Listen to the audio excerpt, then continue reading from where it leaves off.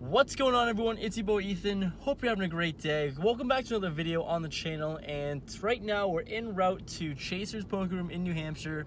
Stuck in bumper to bumper traffic in rush hour. Not the smartest thing, but it is what it is, and it gives me some time to vlog and make this intro. So hoping to play some 2-5, get a session in. I haven't played in like a week, maybe a week and a half. It's right now, today's June 10th, and I've only gotten one session in, so this will be my second session of the month, which is pretty bad for me actually, but I was focusing on cranking out the YouTube videos and all that stuff, so maybe I'll be rusty. I don't know. I'm gonna hope to run well, get some cards, make some money, and not have a losing session at 1-2, but I mean at 2-5. But I guess the one thing that I want to promote before we get into the hands and all that fun stuff, Robinhood. It's a free stock, it's a commission-free stock trading app, and it's pretty good for beginners. I use it all the time. I'm not sponsored by them. They're a pretty big company, but if you use my referral code, and if you're interested into getting into the stock game, investing game, or you just want a free stock, use my referral code. I get one, you get one. It's a win-win situation, so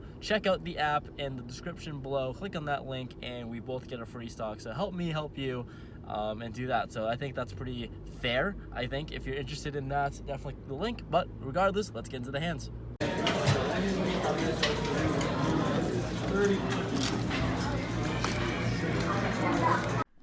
First hand, I'm in the big blind with King 5 of spades with about 500 in front of me, and there's an under the gun straddle.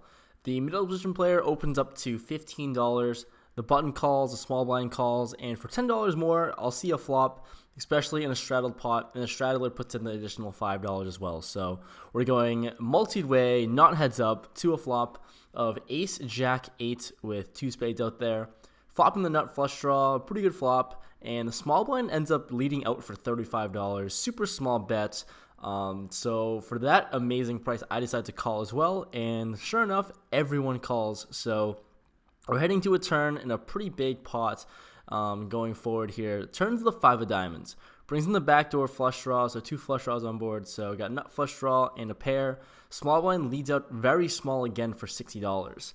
Giving me an amazing price to draw for my cards. I have a ton of outs, any 5, any king, any spade, and with a lot of people behind me, I think I'm definitely pricing to just flat this and evaluate on the river. But for some reason, I make the play to squeeze to 225, hoping to take it down, hoping to squeeze everyone out of it. I think a lot of one-pair hands can fold to this sizing. A lot of draws can fold to this sizing. But I don't end up getting to take it down on the turn there. A middle position player, the pre-flop raiser, jams for a total of $250. Then the button who's next to act rejams for about $325. And the small blind folds, actions onto me, and I'm in a weird spot where just 100 more for me to call. So I'm stuck here, unfortunately, in this spot that I put myself in. I call for the extra $100, and we go 3 ways all in to the river. River's the beautiful 5 of clubs. So suck out city. I think I'm good a lot of the time. Button shows over, ace 9 of diamonds for top pair, nut flush draw. And I scoop with my trip 5s, the middle position player mucks, and we take it down. Suck out city, winning a really big one to start off the night.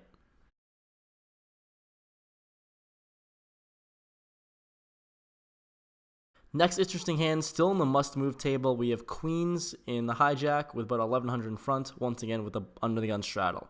The player to my right open limps. I decide to raise it up to $40.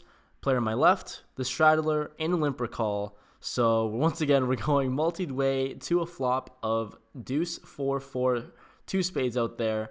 Action checks all the way around to me. I fire a bet of 110, sizing up here, getting value from any overpair like 6s, 7s, 8s, and also charging the max for spade draws. So only the player on my left calls, and everyone folds. So out of position here, heads up to a turn of the 8 of hearts. Shouldn't change a whole lot besides him having pocket 8s. And he only has about $400 behind here, so I'm trying to make him go all in or fold, having this spot here. So I decided to fire really big of 325. Honestly, think I probably should have sized down to 275, 250, but he quickly folds. I really just wanted him to make the decision either committing this entire stack or folding it, so I'm okay with either or situation, and we take that pot down.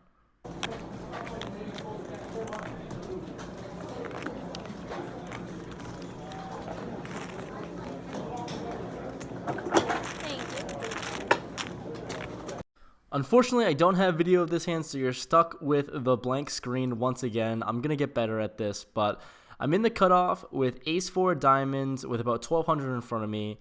I open up to $20. The button, Rob the Degenerate, shout out to you, makes the call, and the big blind calls as well.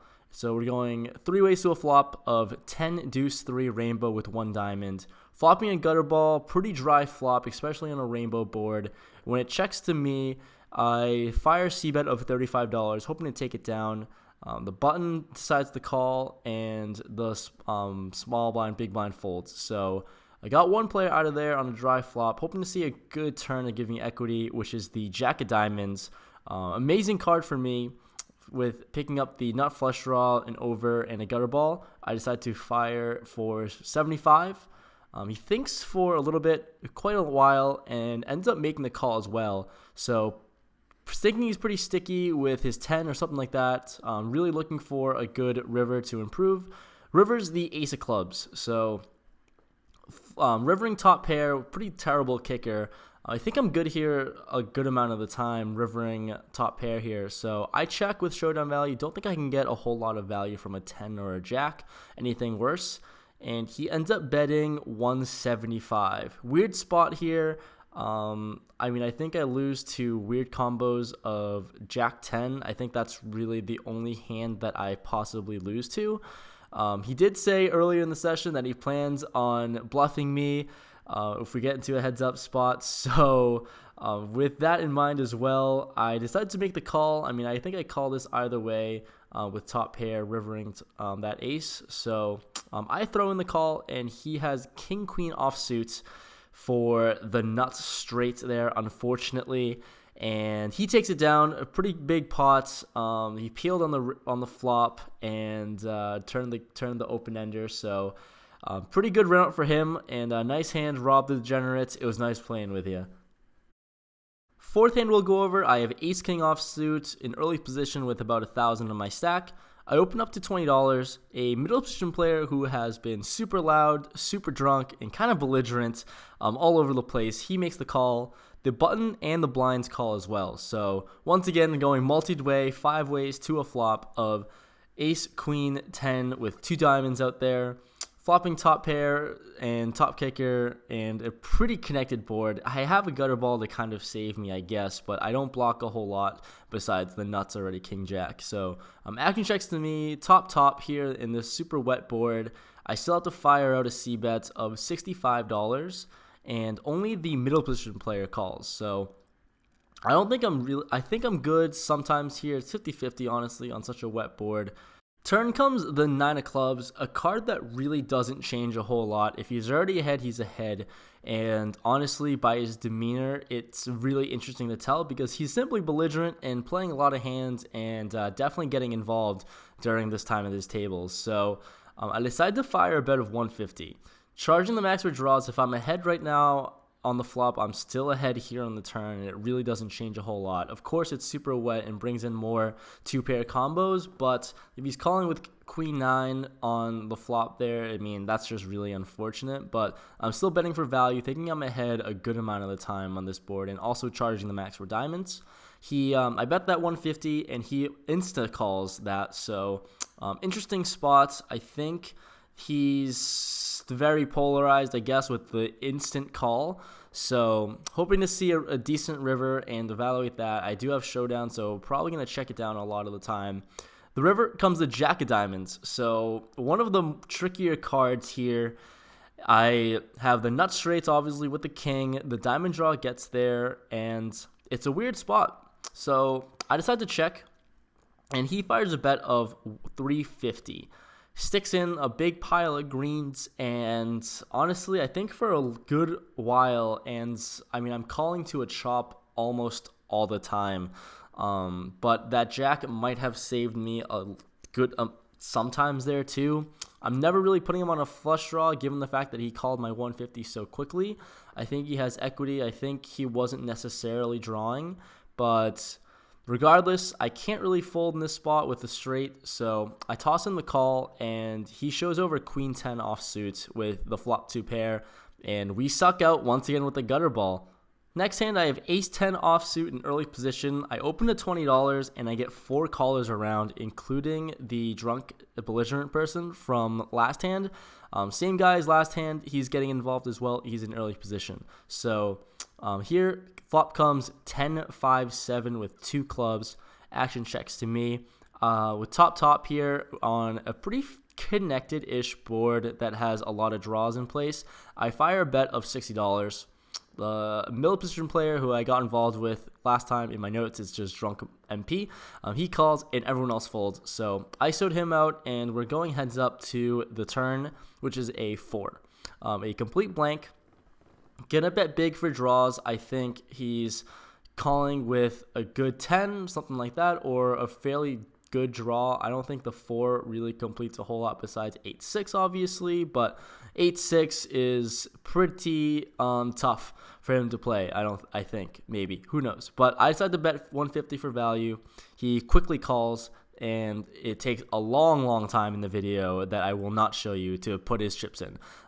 It maybe was like a 3-4 minute ordeal to count out the 150. So interesting spot with top in here. I'm pretty strong at the top of my range, and we're gonna see a river. River's the ace of spades, so rivering top 2. Not a whole lot to do. I need to go for value. If he has like 10 or something like that, I decide to jam. It's about 250 effective, so not a huge bet by any means, but he quickly folds, so obviously didn't really like that ace card. I think I was still ahead on the whole run out there, so he quickly folds that, and I take down another pot. The next spot I get involved in here, I have ace 8 of diamonds in middle position. Early position player raises to $15. He's been playing fairly tight and not too aggressive, so I'm trying to see what his range is like, especially in early position. Here in middle position, I decided to 3-bet to $45. Not really flatting this spot here, just trying to take control of the pot, especially in position of the pre-flop raiser. Action folds all the way back to him, and he calls. So heads up to the flop of ace, king, 4, 2 spades. He's first to act and open jams $200. And I go into tank for a good while. I think about it for a while, and I think at 1-2, I call this all the time. A 2x pot jam screams, an open jam especially screams like a flush draw, but I've been seeing him play, and he's been fairly passive and hasn't been aggressive almost ever. So I think a lot of the time I could be up against just a better ace, and honestly not getting a great odds to call in my head, honestly thinking that he could have a better ace than me a lot of the time, just trying to take down the pot, just trying to get value from spades. I think I'm behind more often than not. I'm getting a pretty bad price. So at the end of the day, I decided to fold.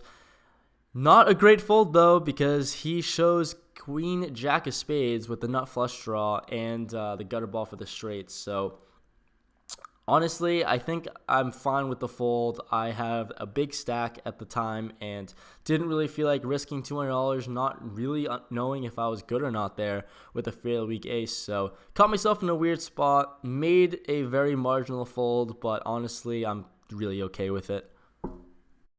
7th hand, king 10, clubs, hijack. There's one limber to me. I decided to raise up to $25, and casually we get 4 callers. So pretty action table, pretty nice to get action, but we keep going multi-way to the flop. But not going to complain when the flop comes king 10-9 rainbow. Top 2, pretty wet and connected board. With $100 in the middle and it checks to me, I fire a bet of $60. It's fairly small, just trying to keep draws in and barrel big on the turn if I do get any action. So player on my left, Chris, shout out to you. He calls, and the small blind player calls as well. The turn comes the ace of spades, brings in the backdoor flush draw, and also really good card as to just having an ace out there because I think it connects with a lot of people's ranges. So Once again, small blind, he checks to me, and I continue with my plan. I barrel big on the turn for value. I bet at 180. Player on my left, Chris, he gets away and folds. Small blind thinks for a little bit and ends up making the call. So we're going heads up to the river. River's the jack of clubs. Completely gross card as any queen gets there, and he has a lot of king queens in his ranges and stuff, ace queen maybe, stuff like that. Ace queens, hands like that, which is really unfortunate. So he checks, and I quickly insta-check. There's no reason for me to bet this board here, and he flips over ace jack of hearts. Pretty terrible. That was really annoying, getting sucked out there, runner higher 2-pair, and I don't know. I guess maybe I should size up a whole lot bigger on the flop, but I mean, I'm fine with my flop bet flopping top 2, and there's not a whole lot for people to call with besides a king, I guess. So, not really sure what he was calling on the flop for that $60. He thought he was priced in to nail the gutter ball, and regardless, he got runner better 2 pairs. So he takes it down. We get sucked out in this pot, and we're moving on. The final hand we'll go over. I have pocket kings on the button. There's 2 limpers to me. I raised to $30. The big blind cold calls and one of the limper calls as well. So let's go 3 ways to a flop of ace king 4 rainbow. Pretty above average. One of those spots where I actually wanted to see an ace on the board when I have pocket kings, obviously. So action checks to me. I fire extremely small, $40, just trying to get value from almost anything. Some stupid hand like any ace or even someone as strong as jacks or something couldn't potentially call this super small bet. So big blind ends up folding and the limper calls. We are going heads up to the turn, in position, turns to 3 of clubs. Once again, adds another backdoor flush draw, and he checks to me.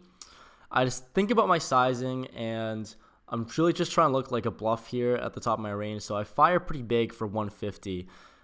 Main goal, looking like a bluff, want any ace in his range to call, and look like a maybe flush draw or just trying to squeeze him out, anything like that. But he quickly makes the fold, and unfortunately couldn't get value there. And I mean, I really did look like a bluff because 2 people on the table called me out, saying it was a bluff. But no, just middle sets, wanting to get value. But at least they believed that, at least they thought that I looked like a bluff. Just cashed out of the lovely chasers. So after playing 2-5, I cashed out. I think I played for like 4.5 hours, 4 hours-ish. I was in for 600, out for 14 something, so made a profit of like 840, something like that, 860, 870 in 2-5, which is always a nice little result in progress. I'm slowly transitioning to 2-5. And after that, I just felt like gambling, so I played some 1-3 PLO and bought in for the minimum of 200. I doubled up first time with aces, and they held. Got it all in on the flop, which is really stupid actually, but luckily my aces held there. And then I ran my stack up to 400 or 480 or 380-ish, and I jammed on the flop with the nut flush draw and lost nut flush draw and a pair, and spades didn't come, so we got stacked by Max. If you're watching this, fuck you, buddy. Keep winning these heads up battles against me, but regardless, fun time, fun day, good day at Chasers. Cashed in 2-5, and you know, just wanted to gamble a little bit in PLO. PLO is always fun. I'm starting to learn some strategy, and I'm getting a little more used to it. And one of these vlogs, you'll see that I'm gonna figure it out in PLO. But anyways, that's the vlog. Hopefully you enjoyed. If you liked it, leave a like. If you're new to the channel, subscribe, especially if you made it all the way to the end, because that's insane. But anyways, to all the people who do to watch the end of these videos, I really do appreciate it. And let me know in the comments below what you thought. But until next time, I'll see you guys in the next video. Peace out.